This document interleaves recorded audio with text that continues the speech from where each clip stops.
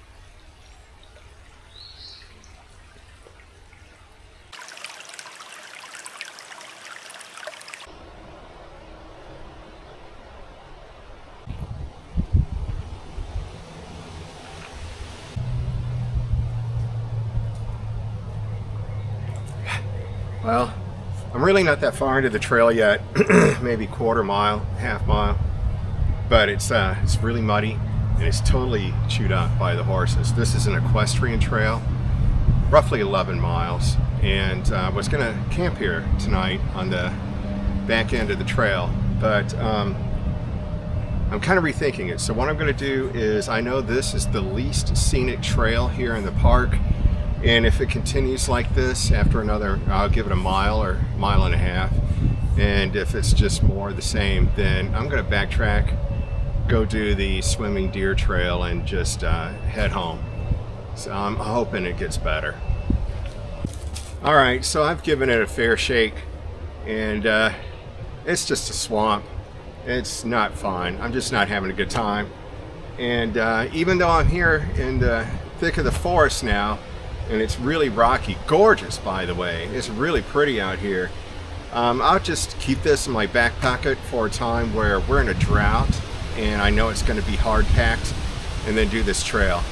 It's really pretty, but I'm just not having a good time on it. So on to the next trail.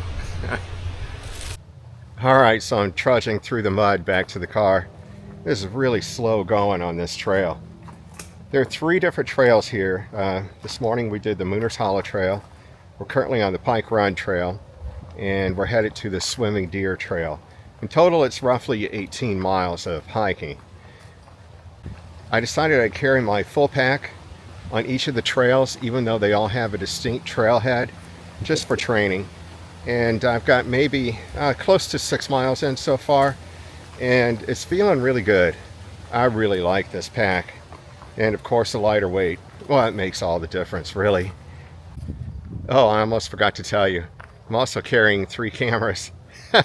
I really wanted to capture these trails, so I've got my mirrorless camera with a telephoto lens.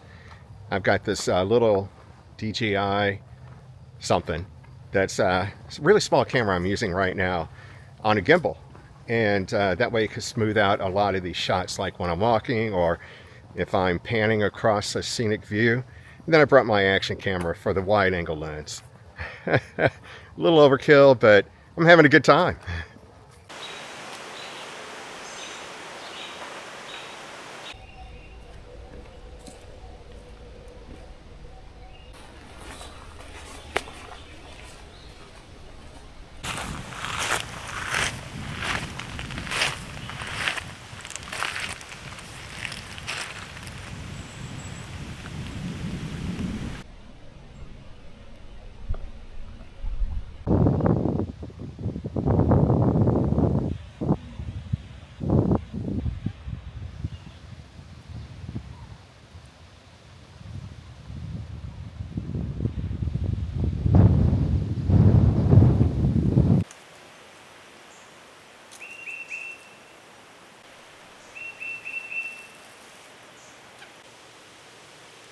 This trail skirts along the edge of the bluffs above the big river. In the wintertime, it would just be absolutely gorgeous.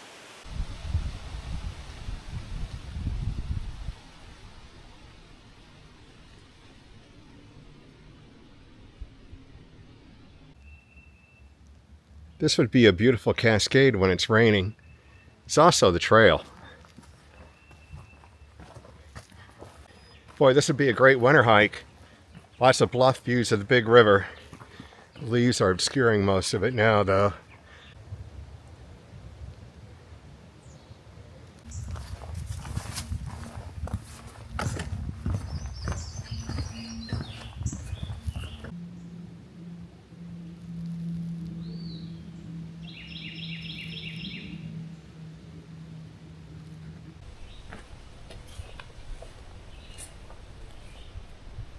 Well, I finally get to cross one that's dry.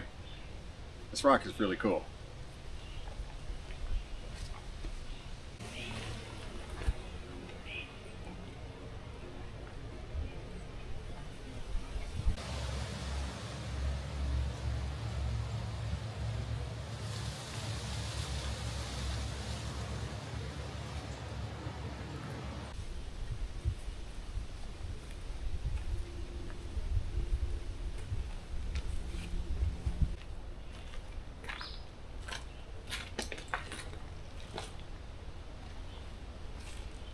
So I'm on the back side of the trail now, walking away from the river, and I know along this section are remains of old pit mines where people were searching for lead deposits, and the remains of an old sawmill.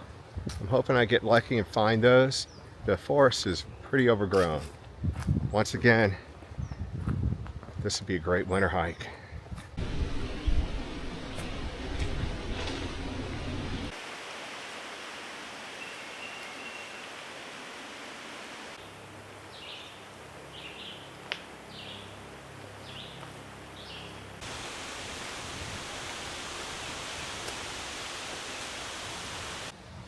Well, it looks like I found the old sawmill. Really wasn't that far off the trail.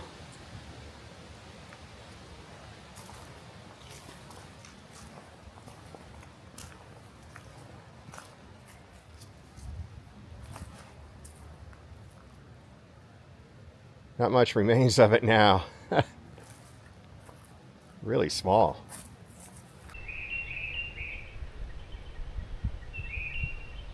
Well, what do you know? We found a pit mine right off the trail. This is a huge one too. Most of them are quite a bit smaller than this. It's basically just a huge hole in the ground. I mean, I'm glad this grade is here, but it'd be cool if it was open so you could see down into it.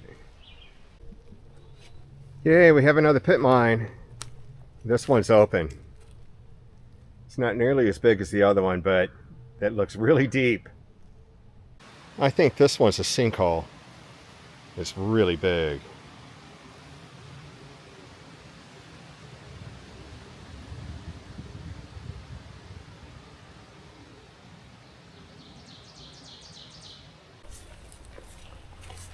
Well, even though I didn't get to camp out here, I still got to hike about 10 miles of the 18 miles of trail. It's really a pretty park. Now I can mark it off my list. Thanks for coming along. See you on the next one.